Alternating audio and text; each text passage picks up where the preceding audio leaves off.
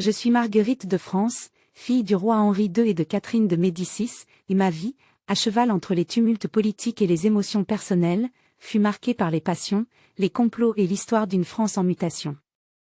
Vous me connaissez peut-être sous le nom de « Reine Margot », un surnom qui m'a été donné bien plus tard par les écrivains et les artistes qui se sont inspirés de ma vie. Mais permettez-moi de vous raconter mon histoire, telle que je l'ai vécue. En 1589, mon époux, Henri de Navarre, devient roi de France sous le nom d'Henri IV, marquant un tournant décisif dans mon existence. Notre mariage, arrangé en 1572 dans l'espoir d'apaiser les tensions religieuses entre catholiques et protestants, n'avait jamais été un Éden de bonheur. Les événements tragiques de la Saint-Barthélemy avaient teinté notre union de sang et de larmes, et notre relation conjugale, émaillée de différends et d'infidélités réciproques, était à bien des égards un champ de bataille à part entière. Je fus longtemps prisonnière des intrigues de cour et des conflits de pouvoir. En 1586, mon frère, le roi Henri III, me fit emprisonner au château d'Usson, en Auvergne. Cette période de réclusion fut une épreuve, mais aussi une étape de ma vie où je pris conscience de ma force intérieure. Entre ces murs, j'appris à me libérer des contraintes imposées par ma famille et par mon époux. Usson devint un refuge et un lieu d'épanouissement intellectuel. Entouré de livres et d'érudits, je plongeai dans l'étude, la correspondance et la réflexion, me forgeant une identité qui n'était plus simplement celle d'une reine déchue. La mort de mon frère Henri III en 1589 porta mon époux au trône.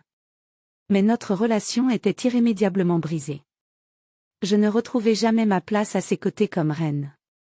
Henri IV, en quête d'un héritier légitime, entreprit de faire annuler notre mariage. En 1599, après de longues négociations, j'acceptai cette dissolution, non sans amertume mais avec la dignité que je m'étais forgée au fil des années. Mon existence de femme libre prit alors tout son sens. J'étais désormais une figure respectée, bien qu'éloignée des cercles du pouvoir. Je consacrais mes énergies à l'écriture et à l'entretien d'un cercle d'intellectuels et d'artistes. Mes mémoires, rédigés avec une plume acérée et une remarquable franchise, sont l'un des témoignages les plus précieux de mon époque. J'y compte les drames de ma vie et les enjeux complexes d'une France divisée par les guerres de religion. Jusqu'à ma mort en 1615, j'ai continué à jouer un rôle discret mais influe. Mon histoire est celle d'une femme qui, bien que prisonnière des attentes de son rang, sut transcender les limites imposées par sa naissance et sa condition. Reine sans couronne mais pas sans influence, j'ai laissé un héritage d'indépendance et de résilience. Ainsi, je suis Marguerite de Valois, une reine de France qui a su transformer les épreuves de son époque en une force intemporelle.